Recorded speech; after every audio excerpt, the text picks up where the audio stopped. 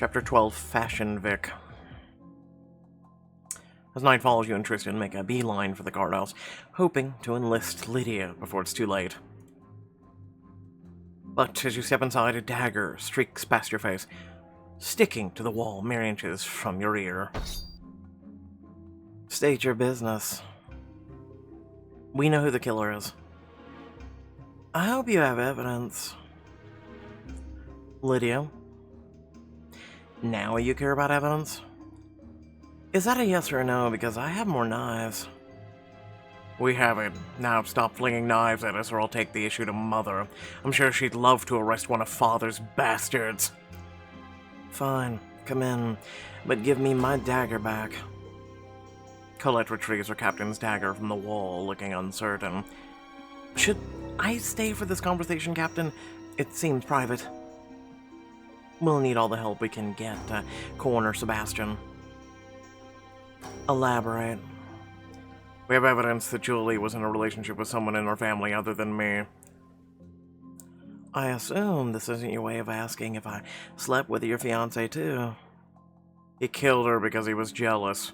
It's obvious. You'll have to excuse me for wanting to see the evidence for these claims. We have the footage, Juliana's letters, the locket, Nightingale. We have video evidence of Sebastian at the palace at 7:25 p.m.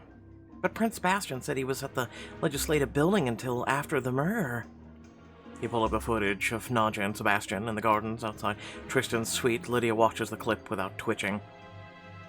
This just proves Sebastian was at the palace and lied about it. It has nothing to do with Juliana. The three of them were close, weren't they? You're reaching, New York. What does any of this have to do with Juliana's murder? Listen, Lydia. Juliana broke Sebastian's heart twice. Once by falling for Tristan, and again when abandoning their legislation. I can't arrest a prince of Dracovia on a basis of false alibi and an unverified royal crush. I know it's all circumstantial, but if we don't stop him, Sebastian is going to kill again soon. Show Lydia his ledger. As a last-ditch effort, you lay out his ledger, showing Lydia and Colette the entry from the date of Nadja's murder. Meaning Nadja 7:15 and do whatever's necessary to convince her to rejoin the team. Likely was planning to bribe her or blackmail. She can't join the team if she's dead. You point to Sebastian's latest entry as Lydia exchanges a bewildered look with Colette. Swing vote Makarov, unmovable by money or appeals to emotion. Successful vote rests on taking him out of the equation. Oh, Bass. What the hell are you doing? You're the captain.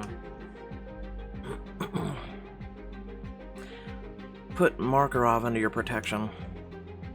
We can't put him under special protection without telling him what's going on, and Mother would never allow that without evidence. He would also never accept an armed guard anyway. He's one of the people's representatives. He doesn't take favors from the crown. Even if it gets him killed. He's Dracovian. Okay, well, if that's out, how do we find the evidence we need? Do we give Sebastian's office more thorough search, his palace suite? Bass won't keep anything important in his suite. I'll have to search his residence in the city. Then we keep him distracted. At Marguerite's show, he's put aside the entire evening to help her, and smooths half the legislative assembly. Including Makarov. We'll need to protect him. Then take Colette. Meanwhile, I'll lead a small team to search Bass's apartment. Once I have the evidence to back up this theory of yours, I'll give Colette a signal to make the arrest. Lydia hands a ledger back to Tristan. He takes it, fingers shaking around its spine.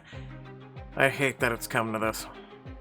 If you're gonna insist on being king, Tristan, this can't be the last time our siblings require punishment. Know that. You put a hand on Tristan's arm, unable to miss the faintly ill look that crosses his face. Come on, we need to brief Ruby, Luke, and Marguerite on the plan. On the evening of Marguerite's fashion show, you head to the guest suite to meet Tristan with butterflies in your stomach. There you are. Help me into this thing, will you? You slip on an intricate jacket over his broad shoulders, letting your fingers linger on his skin as you rearrange the lapels shimmering with gold. Really? Okay. Are you sure you want to walk into the show tonight? What? You don't think I make a good runway model? You look sexier than any model I've ever seen. Thank you, but the strength of that compliment does rest on how many models you've seen and to what caliber. Sorry, you look sexier than any person I've ever seen. Are you including celebrities you've seen on screen, or just people you've seen with your own eyes? Tristan. Kidding. You've looked so serious all day that I wanted to at least get a few smiles out of you. I can't help it, I'm worried about you. You're gonna be walking that runway with Sebastian. That's gonna be an awfully tempting moment to try and do something to you. I thought we were worried about Representative Markarov. I don't even know him. My concern is for you, a little more pressing. I have an idea that might set you at ease. Tristan's spin startled to find Marguerite standing in the doorway with a garment bag.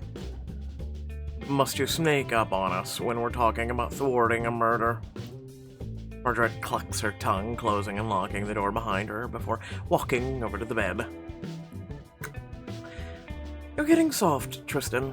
You should have heard me coming. You study your face, tension clouds her eyes behind her smile. Are you still okay with us going ahead with this? I know you and Bass aren't as close as you used to be, but...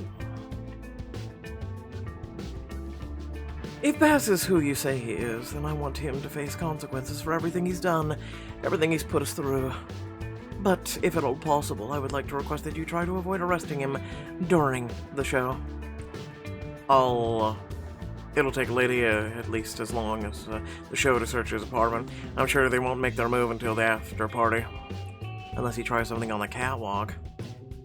Which brings me back to my idea. Chloe, if you want to keep a closer eye on Bass during the runway, why don't you join my models? I'm not a runway model. Neither are Bass, Astrid, nor Tristan, and they're all strutting for me tonight. It's just a matter of walking in a straight line while being gorgeous, Chloe. You could do that in your sleep. And with you in the lineup, I doubt Bass will dare try anything. What do you say? I like the look of black, but the 80s called and they want their shoulders back. Fine, for the sake of Tristan's safety, I will allow you to make me look like $1 million. For the show, Chloe, $1 million is too low a figure. A few hours later, you and Tristan arrive at the venue. Marguerite's runway sparkles under the stars, glowing in a neon, only light in a sea of shadow. This lighting isn't exactly conducive to keeping our eyes on a murderer. It is when your suspect is walking in the show. Bass is going to be lit up like a mirror ball. Just a nod to the side of the catwalk where Colette is waiting for you. You see Marguerite racing around nearby, putting the finishing touches on the models. Good evening, Your Majesty. Detective Prince Sebastian arrived 20 minutes ago. Currently speaking with his mother. And Markarov? I have 2 guards watching him. Lydia is waiting for the show to begin before she disarms anything. Sounds like we're as ready as we could be. Colette straightens as the lights flash, signaling that the show will soon begin. Sebastian hugs his mother and makes the curtained backstage area. Don't worry, we'll watch him. We'll blow you a kiss if we need you to take action. Lucky me. Be careful. Your Highness, Detective. You slip backstage into the Opera House, where you're met with controlled chaos of 12 models, 3 members of the royal family doing their last-minute touch-ups. Oh, Max, are you sure this makeup is the look you want to go with? The shaman I met on my truth-seeking retreat last year said that red was a much better match for my aura. You know it's not fair for the other models. If I put you in your best color, Astrid, you're already so much more beautiful than they are. Fine, but if Mom asks, this counts as charity work for the quarter. You exchange an amused look with Marguerite as Astrid bounces away. You handle that well. At least our upbringing was good for something. Now, your turn. You're gonna make me strip in front of everyone, aren't you? Don't deny me the chance to unashamedly admire your body in public. Ah, the things I do for you. You feign a great sigh as you undress, keeping an eye on Sebastian as you do so. Neither he nor anyone else seems to take interest in your nakedness. Is it just me, or does Sebastian seem distracted? He seems almost nervous or excited. They say serial killers experience their greatest high right before the attack. I thought that was after. Interesting. To be fair, he's always like that before getting in front of an audience. I think some part of him really does want this show to be a success.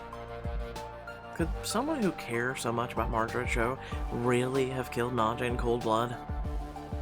You act like they don't have families and shit, I'm just saying. You shake off the thought as Margaret presents you with a runway ensemble. The evidence you've gathered against Sebastian is too clear to deny. Tristan button her up while I do touch up on her makeup and hair.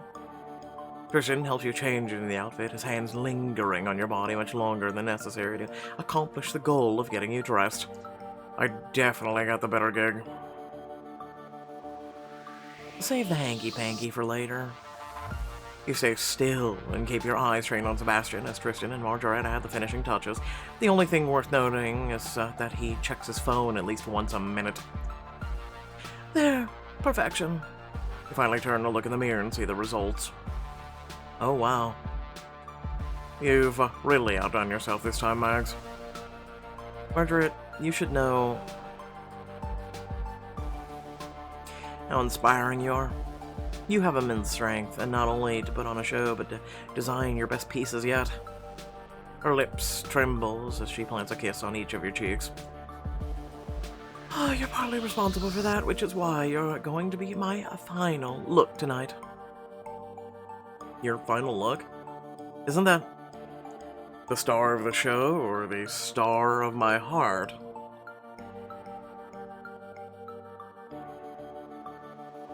Don't argue with me, Chloe. Everyone, 30 seconds to runway. You gave an eye on Sebastian as Marguerite shepherds her models into a line. He's been sitting quietly on his own until now. And he takes out his phone and looks at it in confusion. Has Lydia made her move too early? No. Look. Sebastian brings the phone to his ear, answering a call. You strain to hear what he's saying over the dreamy music filling the hall. You shouldn't be calling me. Our negotiation was final. Out of the corner of your eye, you see Patrick step out onto the runway. The show has begun. Are you sure you want to pursue this? It didn't end well for the last person who tried. Sebastian glances up, noticing you watching him. He ends the call and moves to join you and Tristan in the diminishing line, his frown easing into a cool smile. Don't you two have anything better to do than stare at me? Oh, but you look so good. Sebastian, don't mess this up for Marguerite. Isn't it rude to be glued to your phone on Marguerite's big night? Unforgivably so, I'd say. Sebastian looks guiltily at his phone and switches it off. I'll grant you that one. I don't want... Baz, go! Sebastian's expression cools. He slips out onto the runway a few seconds later. It's Tristan's turn. He squeezes your hand. Break a leg, partner. And then he's gone.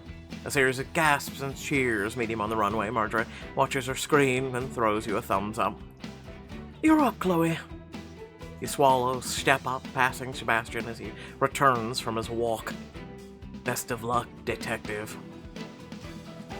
You have no time to read into his tone before you're standing on the runway.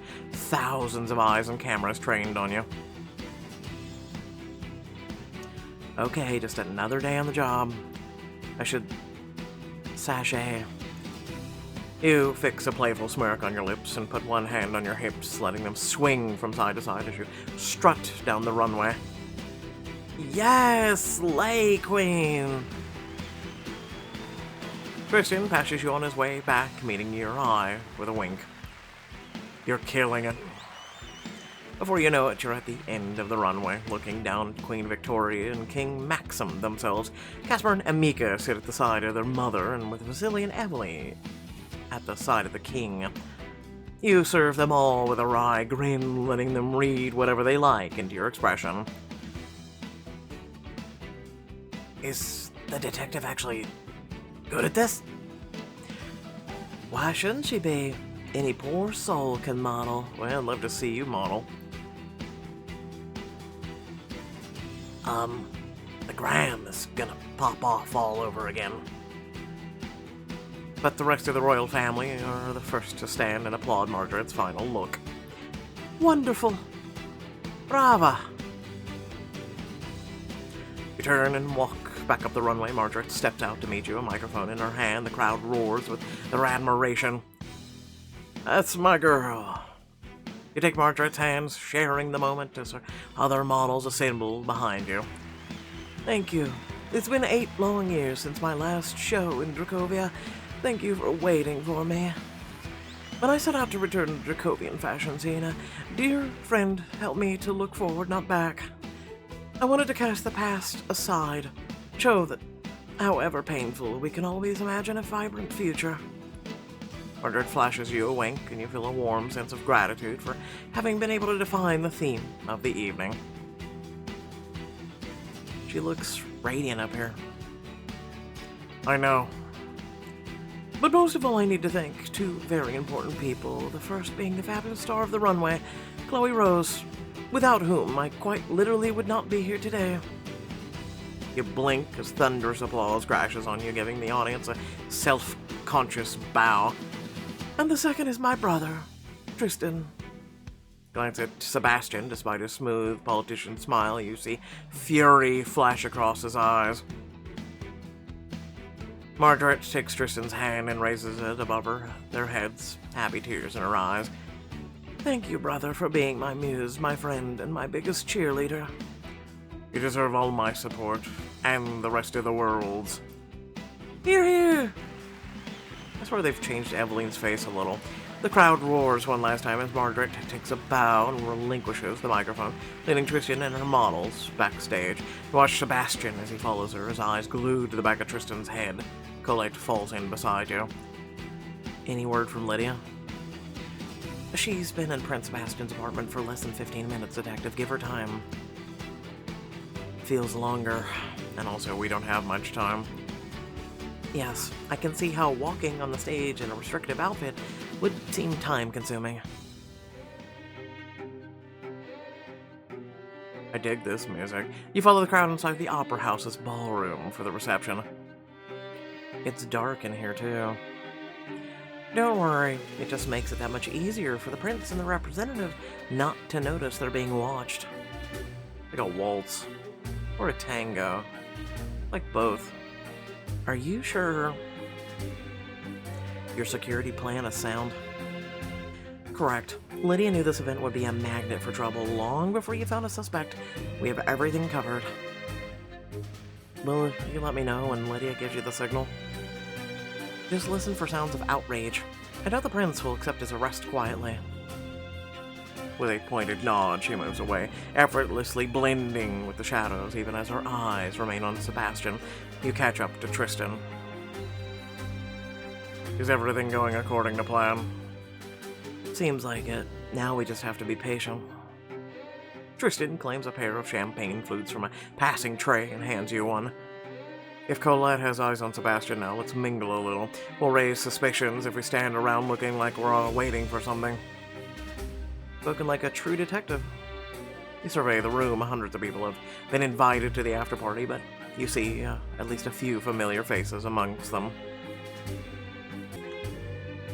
I like how Sebastian's in silver versus black.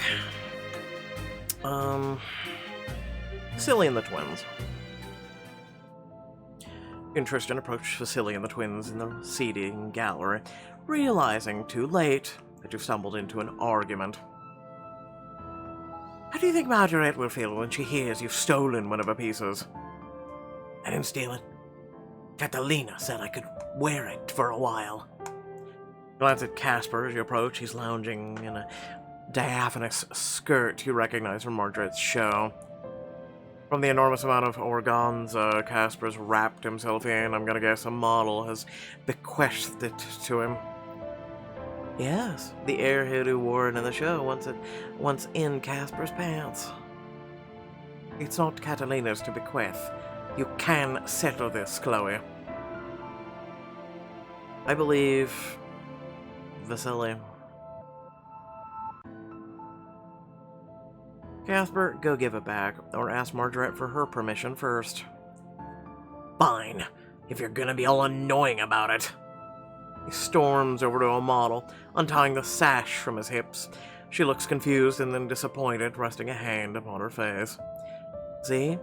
He doesn't steal everything, you judgmental asses. Amika turns on her heel, simmering rage boiling beneath the surface. Vasily pales. Well, I suppose I'll be getting royally doxxed tonight, but thank you, Chloe, for siding with me. Do try to enjoy your evening, brother. Marguerite has bigger fish to fry than tracking down her fabric prototypes. I just want Marguerite's night to be perfect, you know? Interested, exchange a look, the weight of your phone, and the possibility of arresting Vasily's favorite brother heavy in your back pocket. Vasily turns to leave and then stops, glancing back.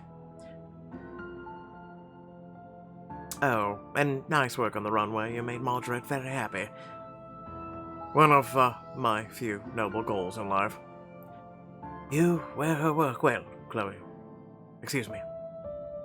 He gives you a slight bow and then disappears into the crowd. I kind of like him. It's gonna suck if he's somehow tied to it, though. He's like one of the only siblings in this family that I kind of like. You find Luke and Ruby standing by an ice sculpture in the foyer, trapped in conversations with Astrid. This can't be good. Chloe, thank God you're here. I've been dying to tell you how awesome you looked up on that catwalk. Thanks. I'm just glad I didn't fall off the edge of it. I'm gonna assume that I'm so consistently impressive that I no longer need to be praised for it. You're a prince. Walking in nice clothes is what you do. She has a point. Astrid, why are you torturing our data analyst? Astrid moves closer to Luke, thoughtfully pushing back his hair. Luke mouths a plea at you. Help me. I was just offering to introduce your cute little friends to patrons of Marguerite's fine hobby. And then I discovered Lukey here is an artist with his little hacking business. Illegal activity is so in right now.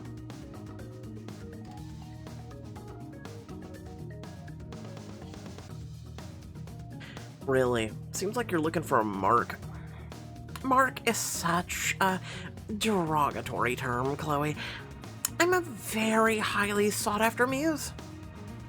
I, really wouldn't call it art, princess, if it's, just a lot of math. Well, I think if we're all just a little bit more flexible, tonight could be super inspiring for all of us. He glances at Ruby, her eyebrows shoot straight up into her hairline, and she grips her champagne glass a little tighter as she forces on a smile. I think Luke has all the inspiration he needs, right, honey? Yep, super inspired. Ruby snakes an arm around Luke's waist, pulling him away from Astrid. She stumbles back into her high heels, pouting. All the good ones are taken. That or avoid you. Luke shrugs jerkily, but Ruby keeps her cool, pointing to a man just beyond Astrid's line of sight. Not Dominic Zima. He's here!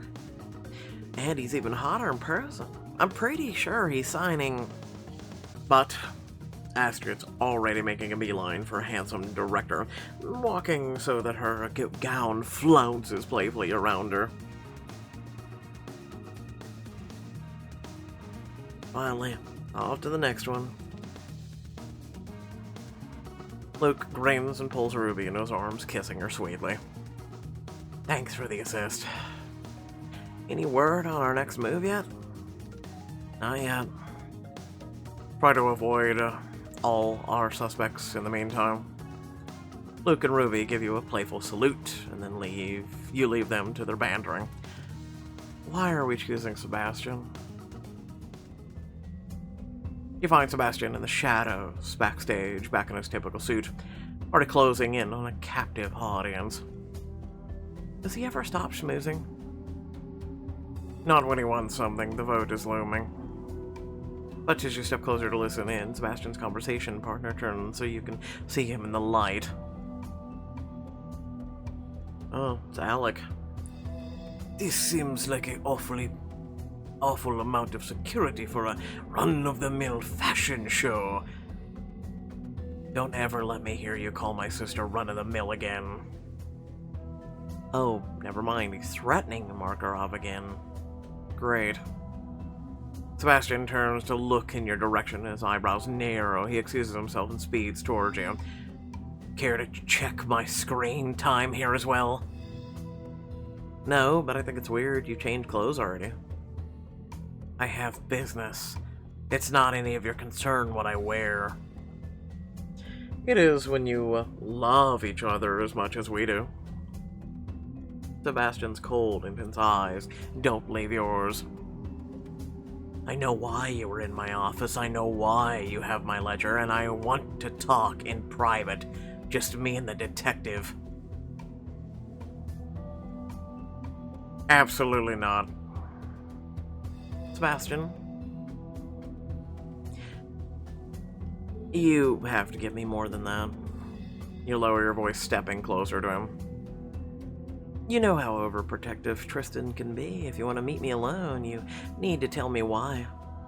Sebastian gives you a humorless smile, lowering his voice to match yours. He was the same with Juliana. But I can't tell you anymore here. We're being watched. He follows suspicious glance to Colette, who, to her credit, doesn't seem the least bit interested in Sebastian.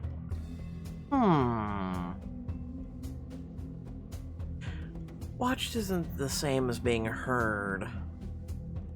In this case, it's just as good. You'll just have to trust me and ditch my buffoon of a brother. Fine. When do you want to meet? Before Sebastian can answer, Markarov takes his elbow and tugs him towards a group of politicians. Prince Sebastian, come tell us more about how the act will fortify future generations of the monarchy. Sebastian looks back at you, his lips shaping a single word. Later. Tristan puts a protective hand on your arm, stopping you from following. That doesn't bode well. You think he wants to get me alone to kill me? Kill you, blackmail you, bribe you. With Bass, it could end up one of several ways. You look for Colette as you step away and find her in a shadowed corner, her eyes trained on Sebastian. Now her eyes are trained on Sebastian. First she wasn't interested in Sebastian, now she's trained on him. I'm confused. I think we need to check in with Lady. It shouldn't take a team this long to search a small apartment. You have her number? You nod and pull up her contact details, pressing the phone to your ear. But Lydia doesn't pick up. The phone rings out. Send a text. She hates phone calls. You tap out a quick request for an update and send it, waiting for it to be marked as seen. A minute crawls by. Something feels wrong. Give her time. She's not going to have her phone in her hand while she's running an operation. Come on, let's get some air. It's getting a little crowded in here. Yeah, unless something happened to her. Remember, she was number one before Tristan. Tristan guides you out into the Opera House's formal garden. The cool air on your skin is a relief after the ballroom. Hey, you two, great minds, etc. Find Margaret sitting alone on a bench beneath the spreading branches of a tree, your feet bare in the grass. What's the woman of the hour doing out here on our own? All the attention was getting a little overwhelming. I needed some time to process everything. I would have thought you're used to praise. Your designs have been the star of the show. Of how many shows in New York, Paris? It feels different tonight. It's been so long since the entire family was here to see me debut a collection. Mom, Dad, Vasily, Sebastian took me aside to toast my success, just the 5 of us. I should have been happy, but... Where were the twins? But you're waiting for Sebastian to be arrested. Have you heard from Lydia? Do you have any idea when it's going to happen? Glance at your phone. There's no texts, no missed calls, and Tristan follows your gaze and puts a reassuring arm around Marguerite's shoulder. It may not even happen at the party. So long as Bass doesn't try anything, she might be waiting until we're back at the palace. I hope so, and not just for my benefit. I want him to pay for what he's done to Julie and Nadja, but if we can spare him the humiliation of a public arrest... Then we should. Marguerite gives him a relieved smile. I'm gonna head back inside, make the most of the night before... She collects her shoes and slips them back on. Mags, did you mean what you said on the runway? That I was your inspiration? You've always been my inspiration, Tristan. And my favorite. She presses a kiss to his cheek and skips back to the party. You watch her go trouble. Is Lydia's radio silence still bothering you, Clydia? Clydia, what the hell? Sorry, because we're thinking about Lydia, and then it's Chloe and Lydia, so yeah. I have fused the two of them. It lasts 30 minutes. I think... Oh, I need more coffee. We shouldn't have trusted her. You think she's working with Bass? Or worse. You said yourself that they weren't always close, and she didn't bat an eye when we told her our theory. That's just Lydia. It would have been more suspicious if she had reacted. I'm serious, Tristan. What if she's in the apartment right now destroying any piece of evidence she finds? Tristan wraps an arm around your waist. I know you're not used to being on the fun side of a sting, but we have to be patient. We'll get our answers when we get them. I hate waiting. He nuzzles into you, his lips brushing your ear. A pleasant shiver runs down your spine. Then why don't you let me distract you for a while?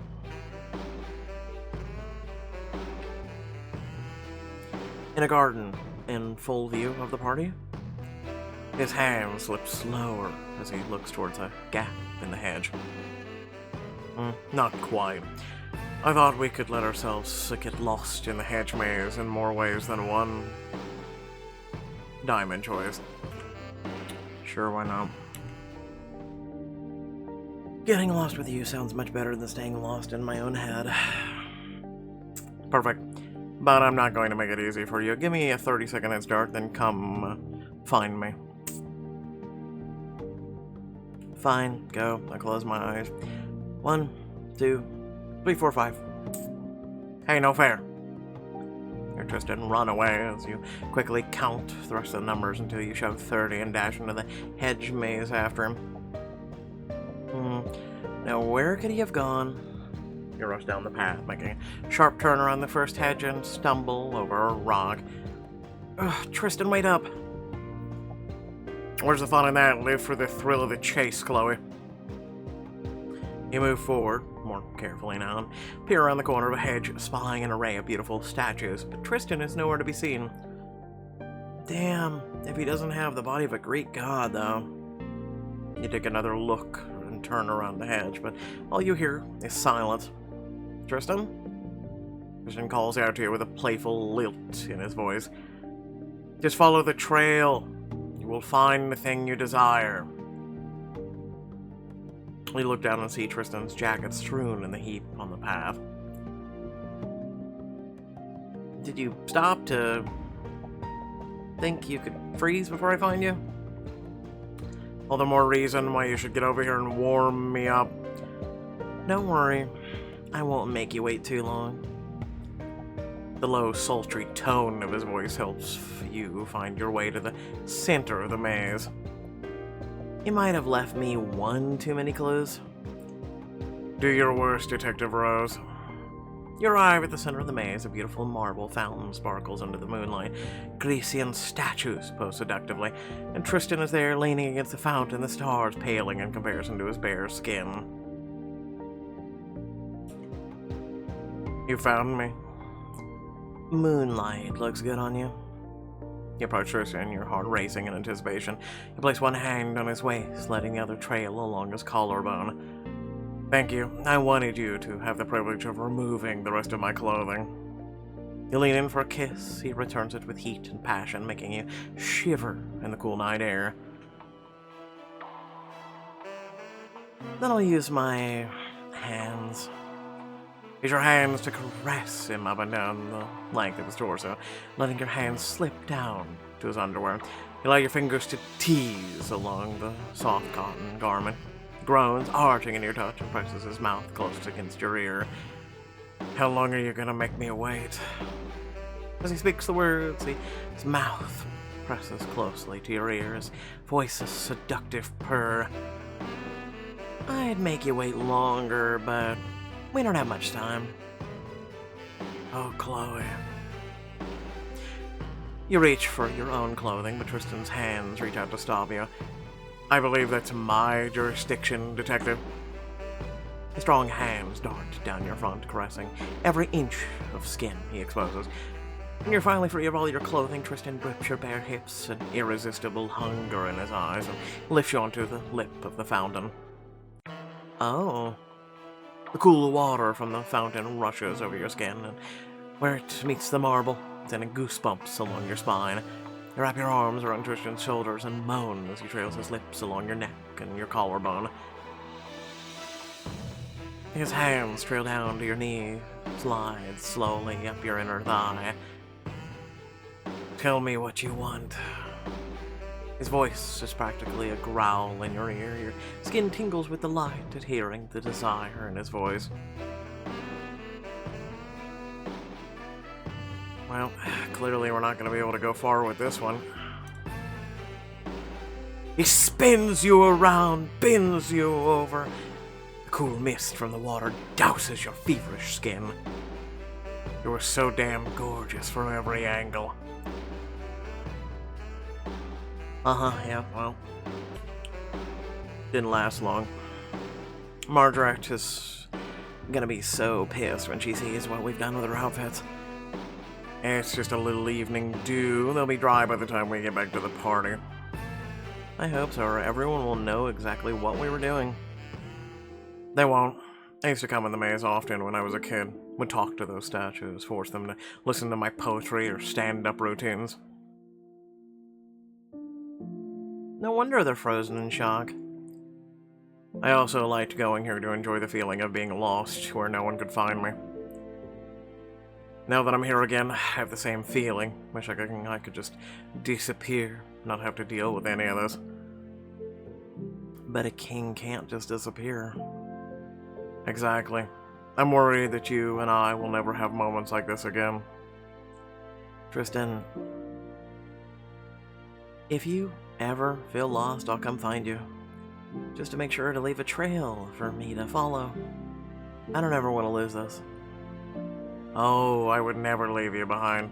You'll be right by my side for as long as you want to be. You reluctantly pull away, reaching for your clothing. You help each other dress quickly. Now that our distraction's over, I'm starting to get nervous. Any word from our allies in the guard? Reach for your phone as Tristan slips back into his clothing. The screen is still blank. Damn, still nothing. The two of you make your way back through the hedge maze, both of your minds returning the business at hand. Lydia loves making reports, even if it's just to say, nothing to report, something's up. Then it's time to move. Let's see what Colette has to say. You make your way to the foyer, but almost as soon as you enter, someone grabs you by the shoulder. You spin, fist raised to see... I lost the prince. When? And this is why you don't go bout chickawawa in a hedge maze. 2 minutes ago, he doubled back and disappeared into the crowd. I think he finally realized I was tailing him. And Markarov? We still have eyes on him, but if the prince launches a projectile assault... We need to find him. Colette, search the crowd. We'll check the second floor. Understood. I'll risk Lydia's ire. You haven't heard from her still?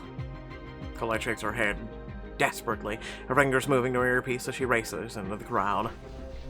You growl with frustration as you and Tristan speed up the stairs, taking them 2 at a time.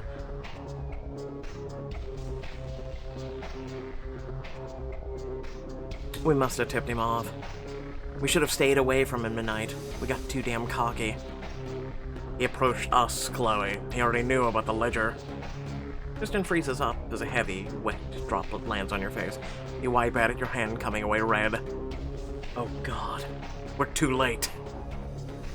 You look up to a private box. Blood leaks over the edge into a slow, thick dribble. Get us up there. Tristan nods, pulling his phone out of his pocket, calling Colette as he guides you and sprint up the corresponding stairs. Private box B. Now. He's dead. Sebastian's eyes are frozen wide in horror. His neck gapes open violently, his white suit painted red with his own blood. Here. Tristan drops his phone, his voice trembling. Bass. But even though you fall to your knees and push your fingers to his wrist, you already know that Sebastian Thorne is dead.